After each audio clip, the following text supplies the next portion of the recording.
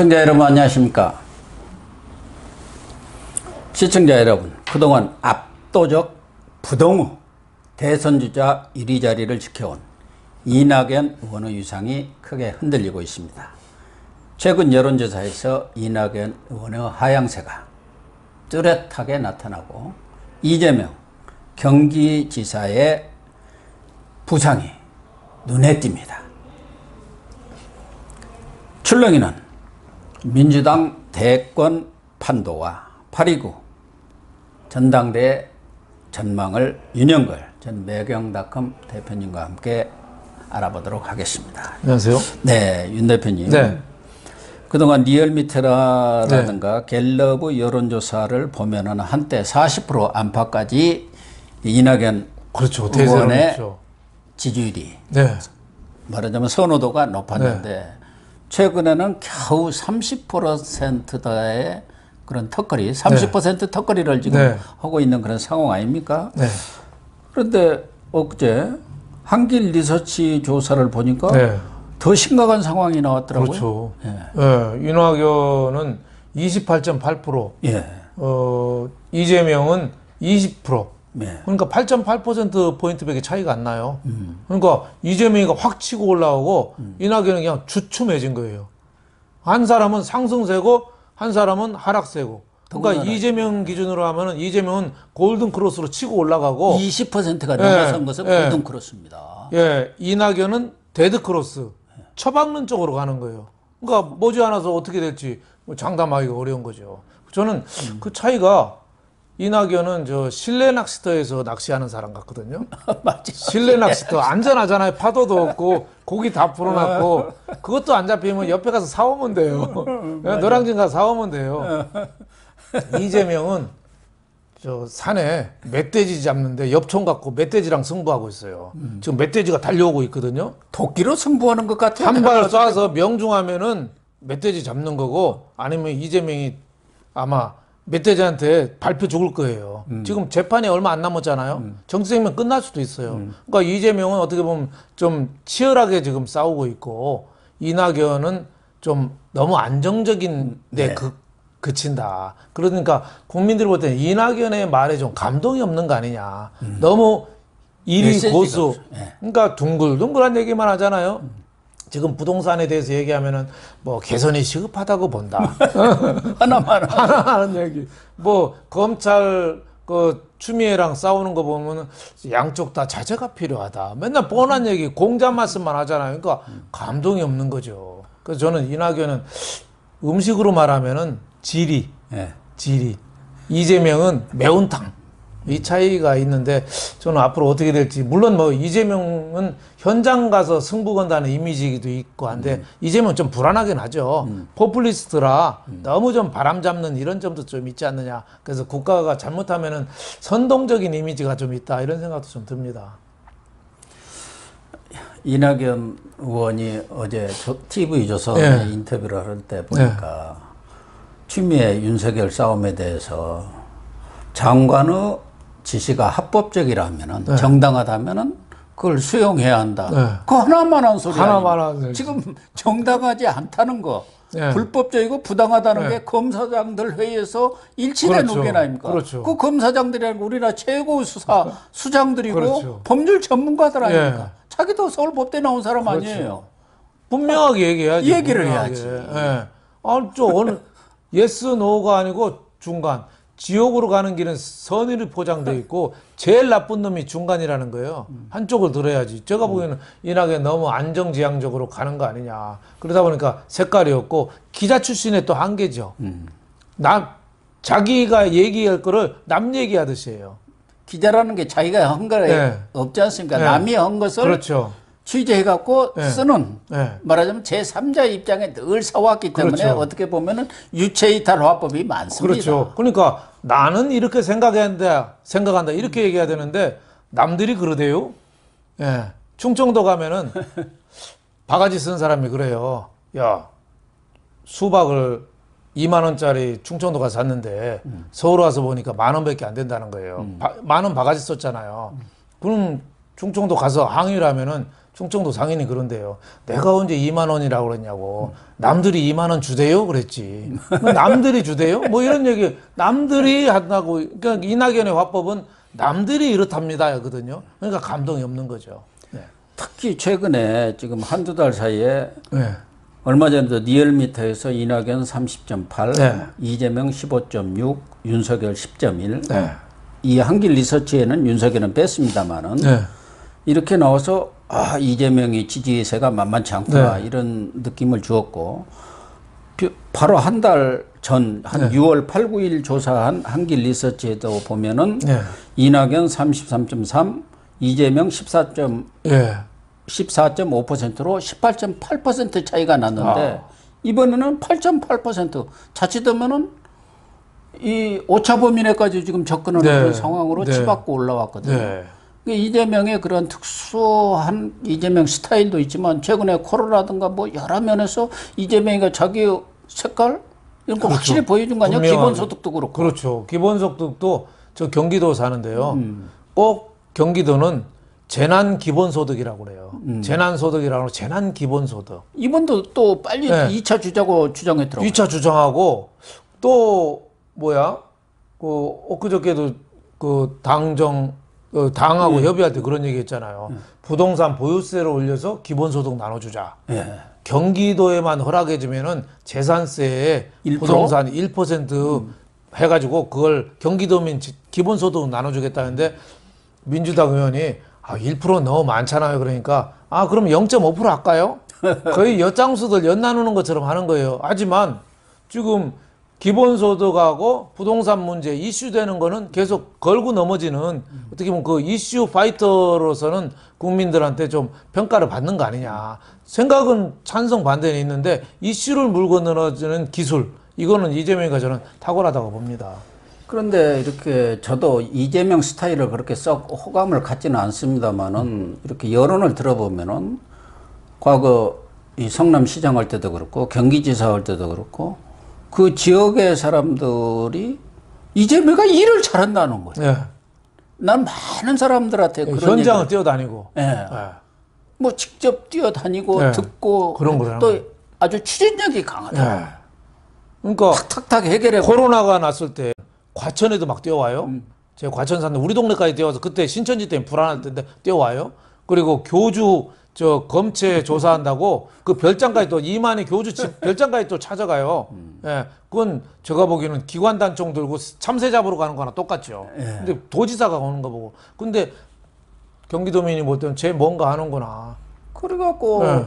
대구나 경북지사는 아주 당신들은 뭐 하고 있냐. 그렇죠. 이재명 같이 그때 서울시장 뭐 하냐면은 옛날 박근혜 때 같으면 못했는데 정말 잘합니다. 문재인한테 딸랑거리고 또 살인 뭐 혐의로 또 이만희 고소 고발하고 이런 거나 했어요. 확실히 이재명이가 그 존재감 이게 저는 좋은지 나쁜지는 모르겠어요. 하여튼 존재감을 부각하는 데는 나름의 기술은 있다 이렇게 생각이 됩니다. 지금 그런데 최근에 보면 이재명 경기지사가 문재인 대통령의 좀 눈에 들기 위해서 마음에 들기 위해서 아주 애쓰는 모습을 보이고 있어요. 네. 그건 우선 재판이 코앞에 닥쳐 있기 때문에 얼마 전에 그랬대요. 1, 2위가 무슨 소용이냐. 지금 내 목숨이 경각지경인데 그런 상황 아닙니까? 그러니까 그거 청와대 이거 좀 보시면 저 좀 살려주세요 이런 그거지. 메시지를 안 들릴까요? 요새 그것 때문에 그런 메시지를 계속 내는 거죠. 판사들이 다 지금 정치권 인사들 다 무죄니 다들 빼주고 있어요. 유재수도 빼줬죠. 정경심이 뭐 조범동이 다 저기 은수미 대법에서 지금 또 파기환송해서 파기환송해버렸네. 살려줬어요. 네, 그러니까 그렇죠. 시작. 지금 판사들이 바짝 쫄았어요. 예? 윤석열 당하고 이런 거 보니까 성창호 판사가 김경수 법정 구속됐다가 재판정에 서는 거 보고 바짝 쫄아가지고 이재명도 아마 정치권에서 청와대에서 좀 도와주시면 저도 앞으로 더 열심히 충성을 다하겠습니다. 이런 메시지를 던진 거라고 봐야죠. 근데 여권 내 핵심부에서 흘러나온 이야기는 김생 이사다. 네. 김경수는 살고 이재명은 죽는다. 네. 이런 말이 나오거든요. 네. 사실 솔직한 얘기가 이재명이가 무죄만 받고 나면은 청와대고 뭐고 없죠. 없습니다. 자기 스타일로 나갈 그렇죠. 거고. 밀어서 문재인하고 저는 척을 지어서 차별화 전략. 그렇게 될 경우 문재인 정권이 이재명한테 권력을 넘겨줄 수는 없잖아요. 그렇죠. 그러면 여권이 분열해 버린다. 네. 그러니까 이재명을 살리기가 지금 정무적 판단으로는 어려운 거예요. 어렵죠. 이재명 고향이 또 저 경북이거든요. 안동인가 어디 그쪽이에요. 또 저 검정고시 흑수저예요. 여러 가지 조건도 많이 갖췄어요. 예, 그러니까 이 지금 문재인 정권으로서는 이거를 살려서 이 여러 이 용들이 좀 차세대 용들이 좀 싸우게 해서 파일을 키울 거냐, 아니면 쟤는 아무래도 잡초 같아, 잡초 뽑아버리냐, 이 선택의 기로에 있는 거죠. 그래서 내부에서는 범죄의 혐의라든가 이런 걸로 봐서는 이재명을 죽이는 것은 이 전문가들이 볼 때는 마땅치가 그건 아니다. 김경수 그건 당연히 중죄감이 된다 이렇게 그렇죠. 전문가들은 보지만 법률 정치적으로 정무적으로 판단하는 사람들은 김경수를 살리지 그렇죠. 이재명을 살려가지고 이 정권이 그렇죠. 제대로 퇴임을 보장하겠냐. 공수처 아니라 공수처 하라비를 만들어도 이재명이가 집권했다 그러면은 이 친노는 그날로 그건 무슨 짓 할지 모르죠. 그런 불안감을 안고 불안감이 있을 있다고 수가 봐야죠. 옛날에 그 DJ 정권 다음에 노무현 정권이 와서도 동교동하고 친노하고 얼마나 싸웠습니까? 그럼 또 이명박 정권 다음에 박근혜 왔는데 또 얼마나 서로 으르렁거렸어요. 둘이 싸우던 게 결국 탄핵까지 간 겁니다. 그렇죠. 탄핵 가는데 저 친이명박 인사들이 박수 치고 만세 불렀잖아요. 그게 결국은 저렇게까지 몰고 왔는데 자기 정권 내에서 같은 파끼리의 싸움이 더 심한 거죠. 그래서 지금 심하죠. 문재인 정권의 친문 세력이 만약 분화가 돼서 싸운다, 어마어마한 싸움이 될 겁니다. 그래서 지금 8월 29일 27일입니까? 827 전당대회가 있지 않습니까? 8.29 전당대회가 있는데 그래도 무난한 사람은 이낙연인데 이렇게 지금 하향세로 가고 있고 그런 상황에서 김부겸하고 지금 2파전으로 압축이 됐지 않습니까? 그래서 김부겸은 지금 호남을 찾아다니면서 어게인 노무현 2002년 2002년 때 호남에서 노무현이가 이기면서 그렇죠. 대권 후보를 거머쥐고 대통령까지 됐지 않습니까? 그래서 지금 친문들의 홍영표, 우원식 이런 사람들이 다 지금 불출마를 선언했어요.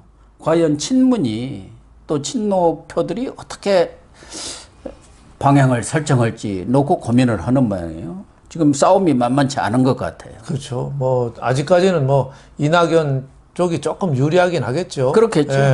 현역이고 먼저 현역이고 침을 발라놨으니까 유리하긴 하겠죠. 근데 뭐 김부겸의 또 도전도 만만치 않죠. 김부겸이 또 손해 보면서 그 TK 지역에서 계속 싸워왔던 이미지 그리고 또 올바른 길을 걸어왔잖아요.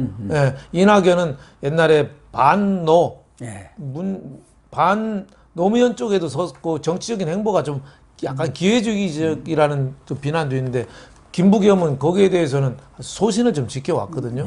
그렇기 때문에 당에서도 김부겸에 대한 동정표 이것도 얼마나 나올지 그게 또 관건이죠. 인간적으로는 이게 괜찮거든요. 그래서 아마 김부겸에 대한 그 호의적인 이미지가 또 표로 확 몰리면 언제든지 또 역전은 가능하다 이렇게 보여집니다. 어떻게 보면 친노의 자장이라고 할 수 있는 김원기 전 국회의장, 또 유인태 전 정무석 청와대고 또 국회 사무총장 놓으신 분 아닙니까? 이런 분들이 지금 김부겸한테 적극적으로 그 고문이라든가 거기에 핵심으로 참여를 하고 있는 그런 상황이에요. 그런데 또 정세균 총리의 견제도 만만치가 않은 거예요. 정세균 총리가 지금 실질적으로 보면 당내 30여 명의 최대 개파라는 거예요. 그렇죠. 친문 빼고 비문이랄까? 비주류 쪽에서는 정세균인데 정세균 총리가 대권의 꿈을 포기를 하고 있지 않기 때문에 이번에 만약에 전에도 정세균, 김부겸의 연대 가능성이 흘러나왔습니다만 그렇게 되면은 이 8월 말 전대도 지금처럼 이낙연 낙승으로만 볼 수 없다 이런 굉장히 중요한 변수가 되겠죠. 정세균 그 개파 세력도 만만치 않고 또 정세균 총리가 요즘에도 저는 뭐 TV 나오면은 아침에 TV 틀면 정치권 인사들 아침부터 기분 잡칠 때가 많거든요. 근데 정세균은 그렇게 미운 얼굴은 아니에요. 예, 이렇게 인상 쓰면서 얘기하는 얼굴은 아니에요. 그러니까 그 국민들의 호감 가는 이미지는 좀 있거든요. 그래서 김부겸하고 손 잡고 이낙연을 뒤엎을 가능성도 저는 상당히 높아집니다. 이게 당 대표가 항상 강한 사람이 되는 건 아니더라고요. 그러면요. 예, 약자끼리 손 잡아서 이 뒤에 엎어치는 거. 그 역전 드라마에 또 국민들이나 당원들은 또 환호하지 않느냐 이런 생각도 좀 듭니다. 과거에도 보면은 예. 선두 주자들이 꼬꾸라지고 네. 뒤에 나온 후발 주자들이 역전하는 네. 그런 애가 많이 있었어요. 그렇죠. 네. 그렇기 때문에 이낙연 전 총리도 과거에 고건이라든가 예. 반기문 네. 또 이해창의 네. 길을 걷지 않을까 하는 우려의 목소리도 나오고 있고 네, 네. 그나마 지금 김경수라든가 네. 이런 사람들이 살아나지 못한다면은 이재명보다는 네. 그래도 이낙연이 낫지 않겠느냐는 게 또 네. 친문 뭐 그렇겠죠. 쪽의 생각인 것 같아요. 그렇죠. 뭐 호남 쪽에 아무래도 이낙연은 유리하고 총리하고 뭐 여러 가지 하니까 대세론이 또 대권 주자로서 지금 또 1위고 하니까 기득권적인 좀 이미지는 좀 있다고 봐야죠. 네.